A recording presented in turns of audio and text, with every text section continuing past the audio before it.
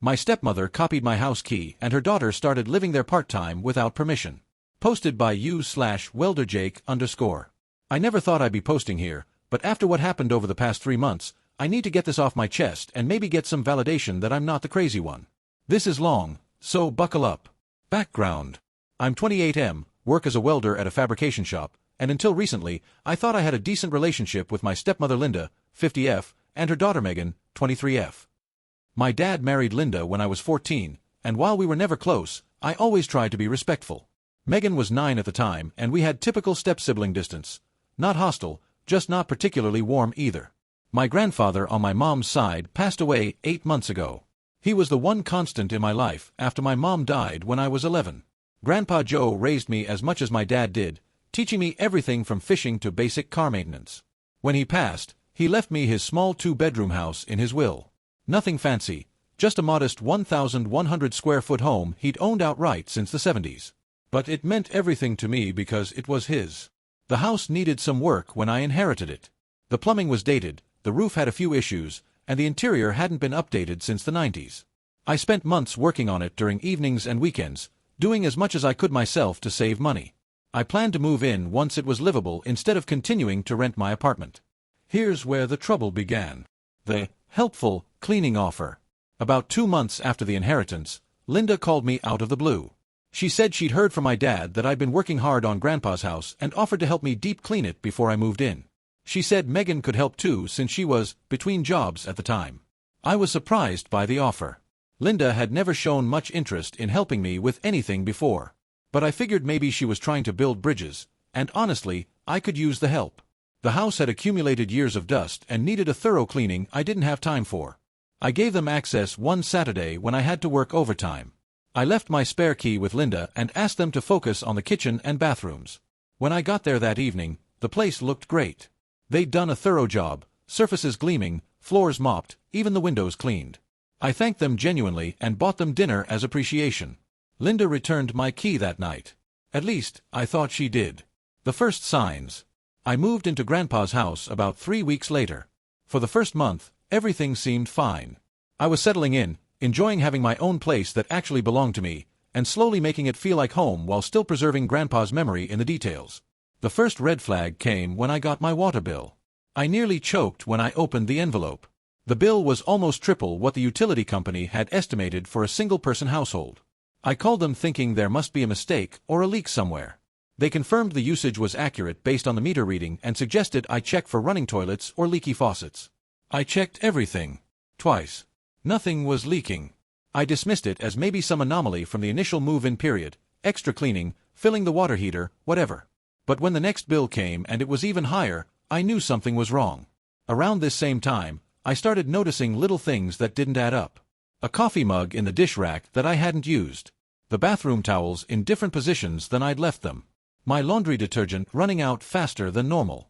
Small things, easy to dismiss individually. But they kept adding up. Then I came home early from work one Tuesday. I'd taken a half day because I wasn't feeling well, some stomach bug going around the shop. I pulled into my driveway at around 1 in the afternoon and immediately noticed something wrong. There was a laundry basket on my front porch. I sat in my truck for a minute, confused, before getting out. The basket was empty. I walked to my front door and found it unlocked. I pushed the door open slowly, heart pounding, not sure what I was about to find. My mind went to worst-case scenarios, burglary, squatters, something dangerous. I grabbed the small pry bar I keep in my truck and stepped inside. What I found was somehow worse. Megan was in my living room, casually folding laundry on my couch. My couch. In my house. She had earbuds in and didn't notice me for a good 10 seconds. When she finally looked up, she jumped slightly, then smiled like this was completely normal. "Oh hey Jake. You scared me. You're home early." I stood there, pry bar still in hand, trying to process what I was seeing. "Megan, what the hell are you doing in my house?" She looked at me like I'd asked something ridiculous. "Laundry. My apartment building's machines are broken again, and it costs like $4 a load at the laundromat. Mom said I could use yours." "Mom said you could use mine?" "Yeah." She turned back to folding a shirt like the conversation was over. "She said it wouldn't be a big deal since you're at work during the day anyway." I took a breath, trying to stay calm. "Megan, How did you get in?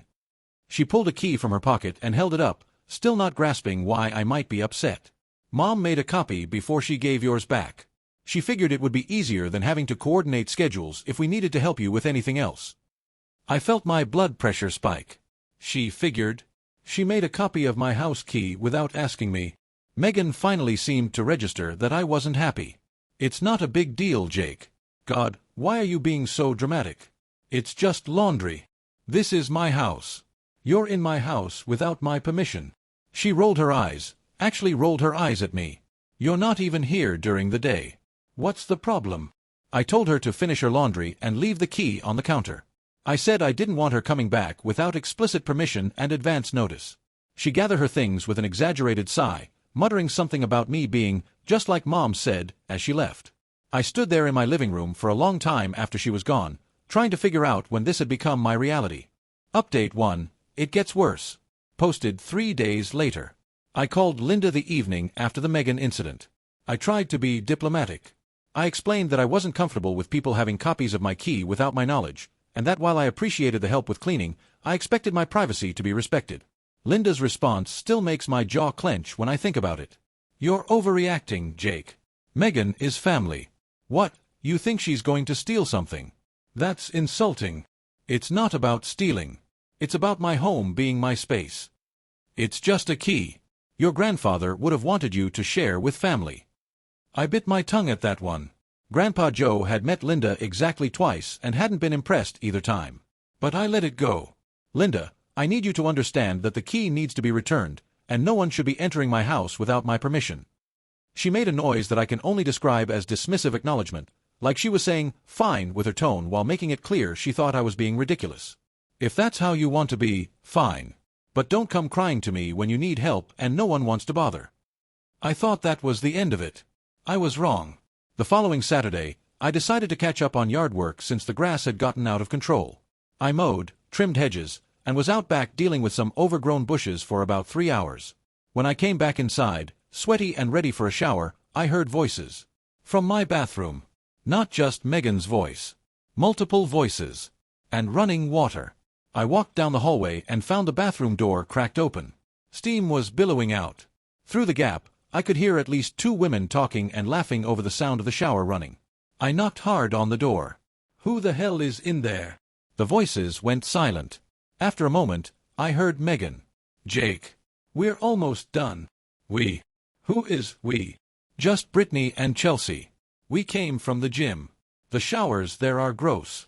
I stepped back from the door, genuinely at a loss for words. My stepsister had brought her friends to use my shower. After I'd explicitly told her not to come back without permission. The 3 of them emerged about 10 minutes later, hair wrapped in my towels, acting like they'd just used the facilities at a hotel. Megan's friends at least had the decency to look slightly uncomfortable, but Megan herself just smiled. Thanks, Jake. Those old gym showers are definitely a health hazard. Megan, I told you not to come here without asking. You weren't here. What was I supposed to do, wait outside? You could have gone to your own apartment. Or not come at all. One of her friends, I'm guessing Brittany based on the glittery gym bag, muttered something to Chelsea about awkward as they edged toward the door. Megan ignored me, grabbing her bag from my couch. You're making a huge deal out of nothing. It's water, Jake. You're not paying for it by the drop. Actually, I am. My water bill has tripled since I moved in. Now I know why. She didn't have a response for that. She just left with her friends, and I stood in my living room surrounded by wet towel smell, wondering if I'd somehow crossed into an alternate dimension where any of this was acceptable. Update 2. The groceries. Posted 1 week later. I changed my lock the day after the shower incident. It wasn't a dramatic confrontation. I just went to the hardware store, bought a new deadbolt and knob set, and installed them myself. Problem solved, right? Here's the thing I should have anticipated but didn't. Megan had apparently given herself regular access to more than just my laundry and shower facilities. The day after I changed the locks, I got a text from her. Why won't my key work? I didn't respond. Then another text. Jake. Hello. Did you change the locks? I still didn't respond. Then my phone rang. It was Linda. Jacob, did you seriously change your locks? Yes. Without telling anyone? I wasn't aware I needed to notify anyone about my own house. Megan was trying to drop something off for you. She stood there like an idiot trying to get in. Good. She shouldn't be trying to get in without asking me first. You're being absolutely ridiculous. This is family, Jacob. This is how family treats each other. Linda, Megan has been using my house while I'm not home without my permission. She's been doing laundry, letting her friends use my shower, and who knows what else. My water bill is through the roof. Oh, please. Like you can't afford a few extra dollars in utilities. I took a deep breath. That's not the point. The point is that you're being stingy and selfish, just like your mother was. I hung up on her. I don't regret it. She had no right to bring my mom into it. My mother had been generous to a fault. That's part of why my dad ended up with Linda in the first place. But I wasn't going to sit there and let her twist the knife. The story should have ended there, but when I got home from work that day, I noticed something else. My refrigerator was emptier than I'd left it. I'm not talking about a subtle difference. I'd gone grocery shopping 2 days prior. I'd bought lunch meat, cheese, a package of chicken breasts, eggs, milk, and various other staples. When I opened my fridge that evening, the chicken was gone. The lunch meat was gone. Half the eggs were missing. At first I thought I was losing my mind.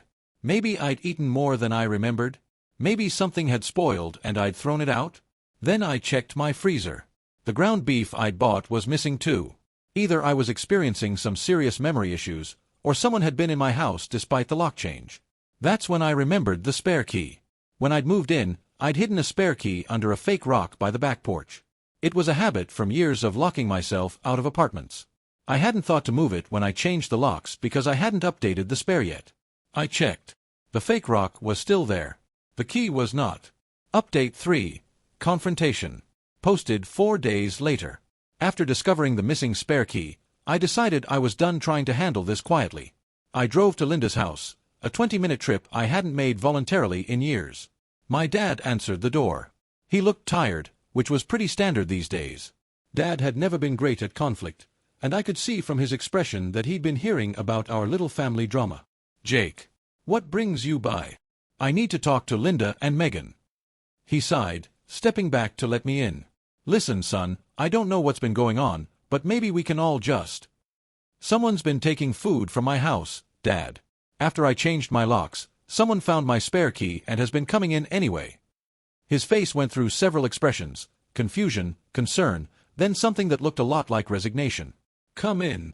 Linda and Megan were in the living room. Megan was on her phone, and Linda was watching some reality show.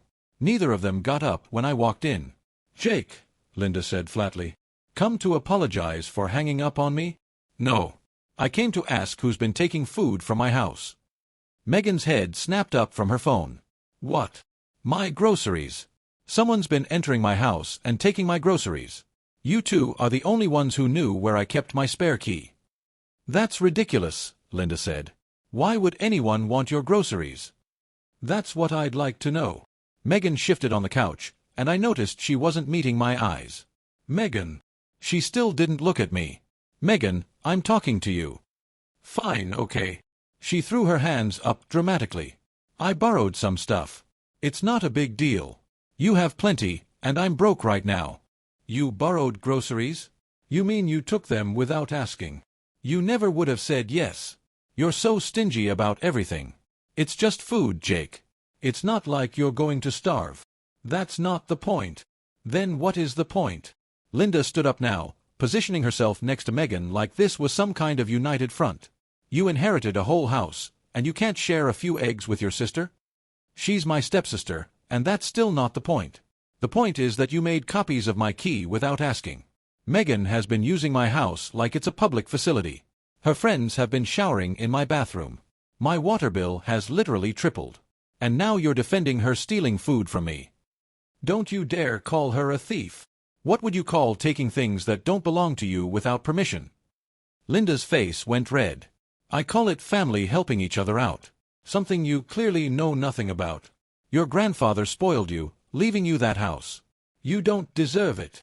My dad, who had been standing near the doorway saying nothing, finally spoke up. Linda. That's enough. No, Tom, it's not. He sits there in that house like some king while Megan struggles to make ends meet in her cramped little apartment. Linda. And God forbid anyone ask him for anything, because Jake is too good for the rest of us." I said enough. I'd never heard my dad raise his voice at Linda. Neither had she, apparently, because she stopped mid-sentence, mouth still open. Dad looked at me. "Jake, I think you should go." "Oh, I'll handle this." I looked at him for a long moment. Part of me wanted to stay, to make sure they actually understood the severity of what they'd done. But I could see from his face that this was the best I was going to get from him. "Fine," I said. "But I want that key back. And if anyone comes near my house again without my permission, I'm calling the police." Megan scoffed. "Over what?" "Borrowing some food." "Over trespassing." "Over unauthorized entry." "Over whatever charges apply when someone takes things from your home without consent. I've documented everything, the water bills, the missing groceries, all of it. I'm done playing nice." I left without another word. Update 4. Official actions. Posted 2 weeks later. After the confrontation at Linda's, I decided to stop handling things verbally and start creating a paper trail. I'm not a lawyer, but I know enough to understand that documentation matters. First, I changed all my locks again. This time I installed smart locks with codes instead of physical keys. No more spare keys to steal. Second, I installed security cameras.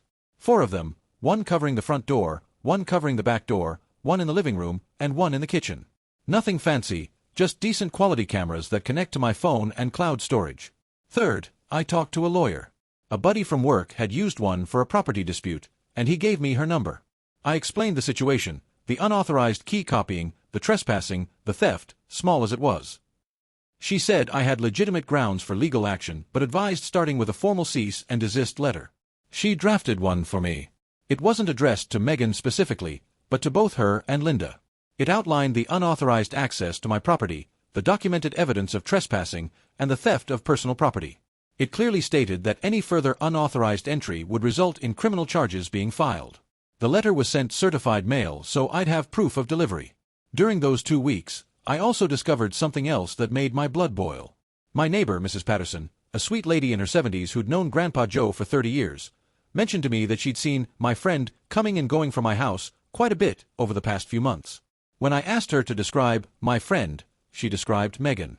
But she also mentioned seeing her with a young man a few times. Not just dropping by, but staying for a while. Sometimes they'd leave with bags. I checked my cameras, going back through the footage from before the confrontation. I'd installed them after the grocery incident, but before the big talk at Linda's. Sure enough, there was Megan, and a guy I didn't recognize, letting themselves into my house on no fewer than 4 occasions over a 10-day period. They'd made themselves at home. In the footage, I could see them in my kitchen, helping themselves to my fridge. Sitting on my couch watching what I'm assuming was my TV using my electricity. On one occasion, the guy used my shower while Megan made what appeared to be a full meal. I saved all of it. When the certified letter was delivered, I got a read receipt notification. Within an hour, my phone started blowing up. First, a call from Linda. I didn't answer. Then a call from Megan. I didn't answer that either. Then a string of texts from Megan. "Are you serious right now? A cease and desist. What is wrong with you? We're family, Jake. This is psychotic. My mom is crying. I hope you're happy. You're going to regret this." Then texts from Linda. "How dare you send lawyers after us? After everything we've done for you. Your father is mortified. You're dead to us." That last one almost made me laugh. The feeling was mutual. My dad called later that evening. I answered that one. "Jake. Dad. I saw the letter." "Good. Then you know I'm serious." There was a long pause. "I wish you hadn't involved lawyers. We could have worked this out as a family." "Dad, there is no working this out. They copied my key without permission. They used my house like a second apartment for months. They stole food from my fridge. When I confronted them, they called me stingy and attacked Mom's memory. There's nothing to work out." Another pause. "I didn't know about all of that. Linda told me it was just a misunderstanding about the laundry." "It wasn't. I see that now." He sounded old. Tired. "I'm sorry, son. I should have paid more attention." "Yeah, you should have." I didn't have it in me to let him off the hook. He'd spent years not paying attention, letting Linda bulldoze through everything while he avoided confrontation. This was just the latest in a long line of things he should have noticed. "What happens now?" he asked. Now, they stay away from my house. If they don't, I file charges. Jake. I'm not negotiating on this, Dad. He sighed. Okay. I understand. We hung up. That conversation was the most honest we'd been with each other in years. Final update. Resolution. Posted 1 month later. It's been quiet. After the cease and desist letter, there were no more attempts to access my house. My security cameras show nothing but me coming and going, plus the occasional delivery driver or Mrs. Patterson waving at my porch camera. She thinks it's hilarious. My water bill has returned to normal levels. My groceries stay where I put them. My towels remain dry unless I use them. I haven't spoken to Linda or Megan since the letter. I blocked both their numbers after the text barrage. My dad reached out once more, about 2 weeks after our phone call, to let me know that Linda had accepted that you need your space, and that Megan had learned her lesson. I thanked him for the update and didn't press further. What I didn't tell him was that I'd also been doing some digging. Remember the guy I saw in my security footage? The one showering at my house and helping himself to my food with Megan? Turns out he was her boyfriend at the time. A guy named Derek who, according to social media stalking I'm not entirely proud of, had a pattern of getting kicked out of apartments for not paying rent.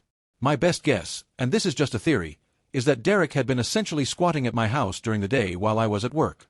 Megan's own apartment was indeed small and cramped, and having a second location where they could hang out, use utilities, and raid the fridge must have seemed like a perfect setup. When I changed the locks the first time, they found the spare key. When I changed them again and removed all spare keys, they lost access. The cease and desist letter was just the final nail. It makes me angry to think about it. Not just the violation of privacy, but the audacity, the entitlement, the absolute certainty that they were owed access to something I'd inherited from the person who meant the most to me in the world. Grandpa Joe left me that house because he trusted me to take care of it. Because he wanted me to have a place that was mine, built from decades of his own hard work and care. And they treated it like a resource to be exploited. I've made some changes since everything settled down. I finished the renovations I'd been working on. The kitchen has new countertops and updated cabinets. I painted the bedroom the same shade of blue Grandpa had always talked about using but never got around to. I found his old fishing rod in the garage and cleaned it up. It's hanging on my living room wall now. The house feels like mine in a way it didn't before. Maybe because I had to fight for it. As for my relationship with my dad, it's complicated. He's still married to Linda, which means he's still in her orbit. We talk occasionally, but it's surface-level stuff, weather, sports, how work is going. The deeper conversations we should have had years ago feel impossible now. I've made peace with that. Not every family story has a neat resolution where everyone reconciles and learns their lesson. Sometimes people are who they are, and all you can do is protect yourself. Linda and Megan clearly believe they were wronged. In their version of events, I'm the selfish stepson who couldn't share a few resources with struggling family members. I'm the villain who called lawyers over nothing and destroyed family bonds over water bills and groceries. I've stopped trying to make them see it differently. What matters is that my home is my own. My boundaries are in place. And I've learned something valuable about the difference between family and people who share your last name. If you've made it this far, thanks for reading. I know this was long, but it felt good to get it all down. TLDR, my stepmother secretly copied my house key while helping me clean my inherited home. Her daughter started using my house for laundry, showers, including bringing her friends, and apparently letting her boyfriend hang out there while I was at work. When I confronted them, they called me stingy. I changed the locks, installed cameras, documented everything, and sent a formal cease and desist letter. Haven't heard from them since. House is now peaceful. Some family relationships aren't worth saving. Edit. Thanks for all the support and awards. To answer some common questions, yes, I did consider pressing charges but decided the cease and desist was enough since they actually stopped. No, I don't think my dad will leave Linda. And yes, Grandpa Joe would absolutely have approved of how I handled this. He had no patience for people who felt entitled to other people's things.